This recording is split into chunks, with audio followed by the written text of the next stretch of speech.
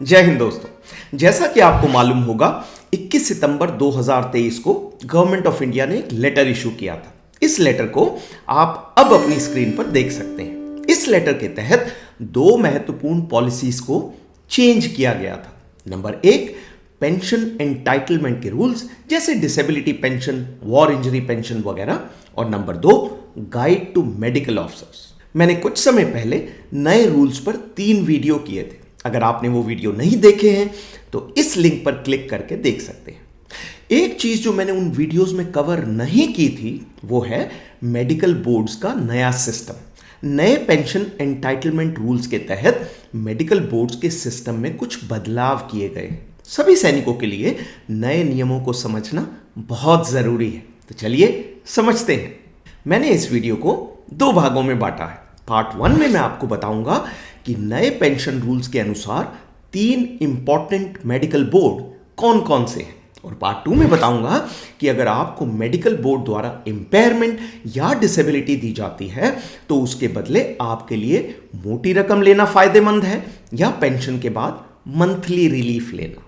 तो चलिए भाग 1 से शुरुआत करते हैं और देखते हैं कि नए पेंशन रूल्स के अनुसार 3 प्रमुख मेडिकल बोर्ड कौन कौन से हैं। तो वो 3 मेडिकल बोर्ड इस प्रकार है। नंबर 1, रिटेंशन कम इंपेयरमेंट असेसमेंट बोर्ड यानी RIAB। नंबर 2, इनवैलिडिंग मेडिकल बोर्ड यानी IMB। और नंबर 3, रिलीज मेडिकल बोर्ड यानी RMB।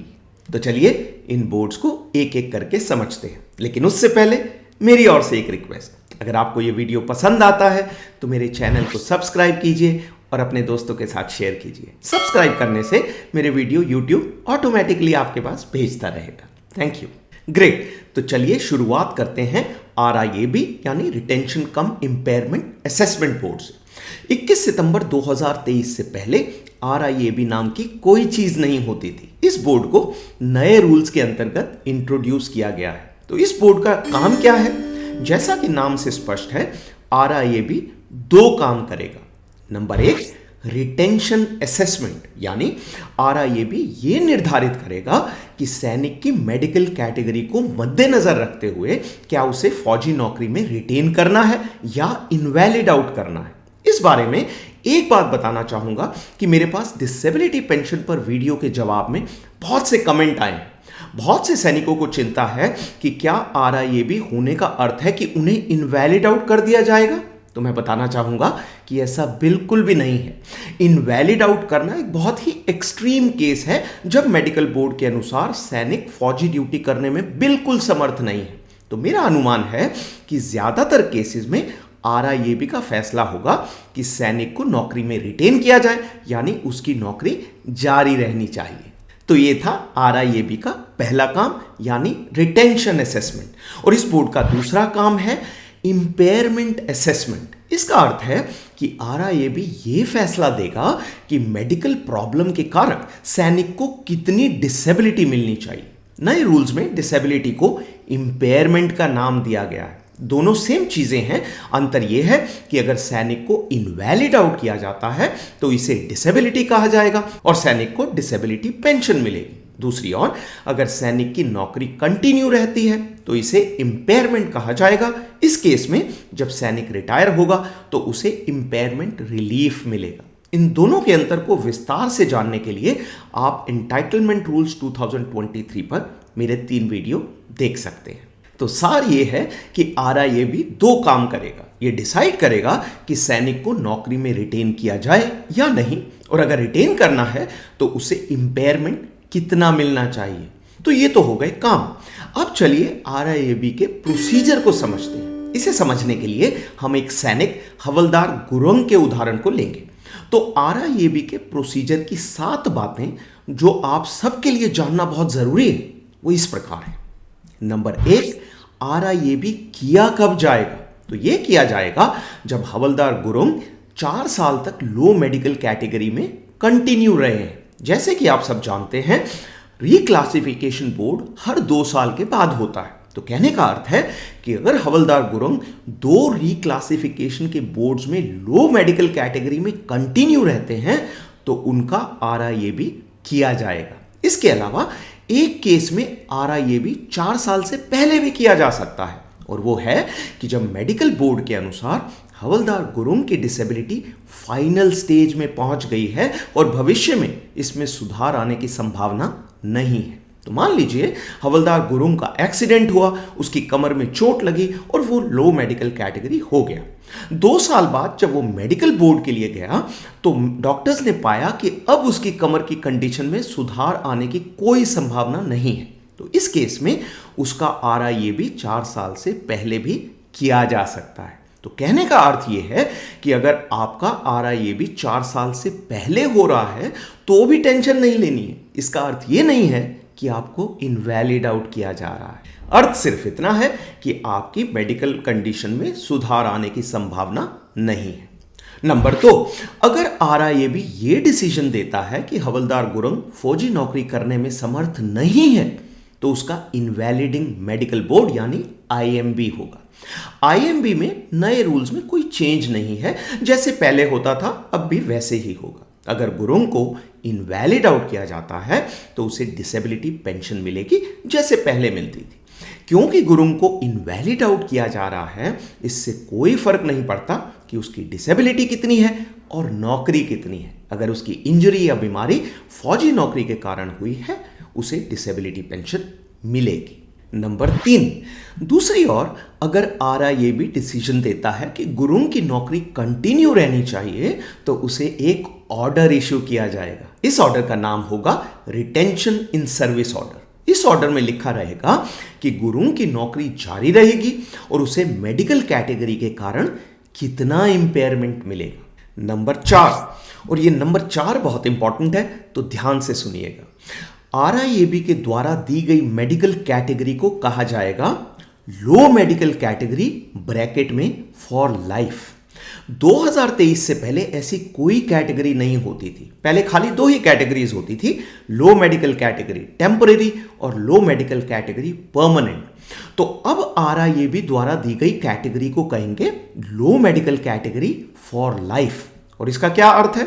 इसका अर्थ है कि जब तक आपकी सर्विस कंटिन्यू रहेगी आपकी मेडिकल कैटेगरी को अपग्रेड नहीं किया जाएगा। आप हमेशा के लिए उसी कैटेगरी में रहेंगे। इनफैक्ट RIAB के बाद आपको एक सर्टिफिकेट साइन करना पड़ेगा कि आप इससे सहमत हैं कि आपकी मेडिकल कैटेगरी फॉर लाइफ है और आप अपग्रेड नहीं किए जाएंगे।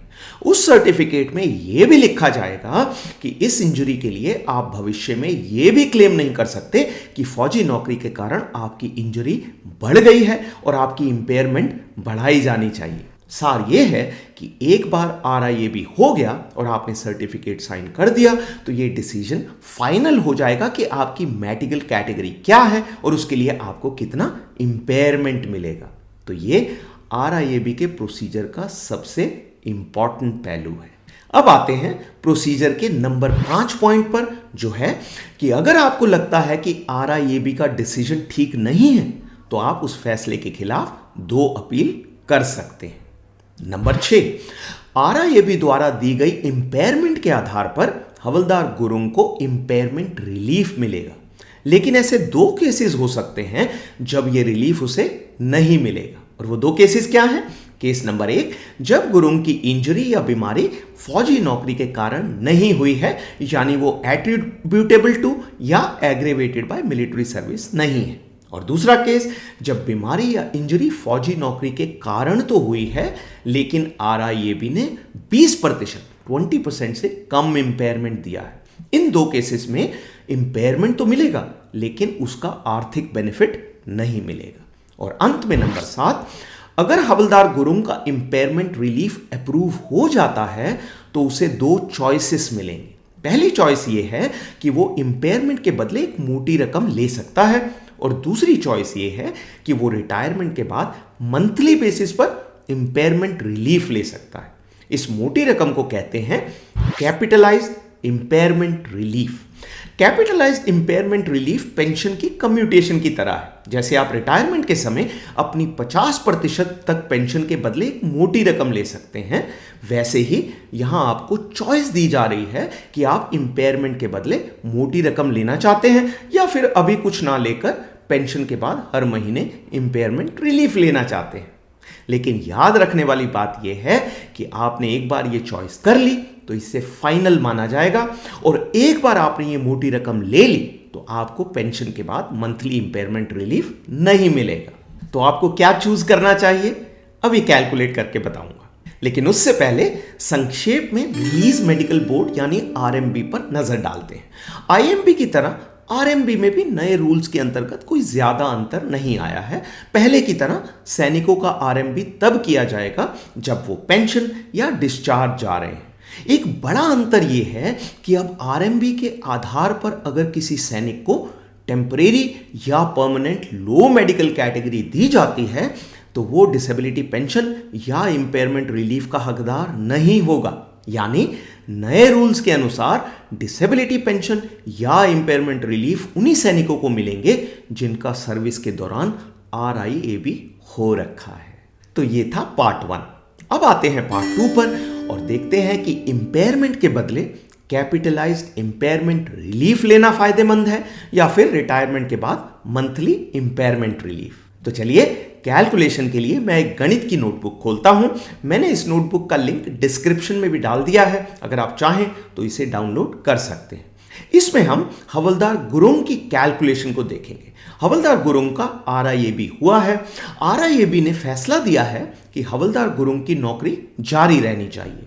बोर्ड का अप्रूवल होने के बाद हवलदार गुरुंग को retention in service order issue किया गया है। इस ऑर्डर में उसे 60% इंपेयरमेंट फॉर लाइफ दिया गया है और उसकी उम्र है 45 साल यानी 45 ईयर्स।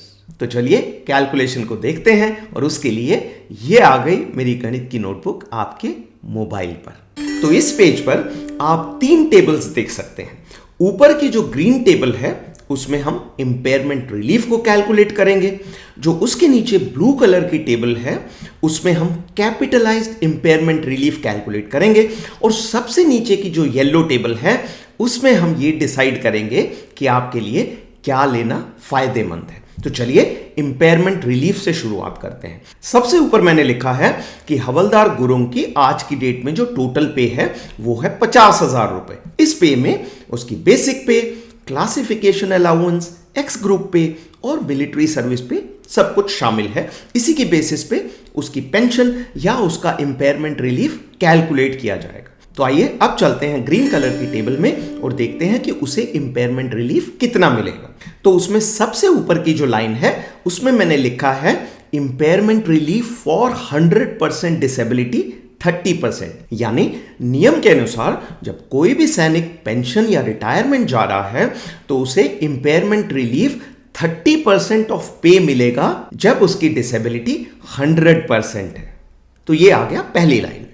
दूसरी लाइन में आ गया फॉर 100% डिसेबिलिटी अमाउंट, मतलब अगर 100% डिसेबिलिटी हो तो हवलदार गुरुंग को अमाउंट कितना मिलेगा।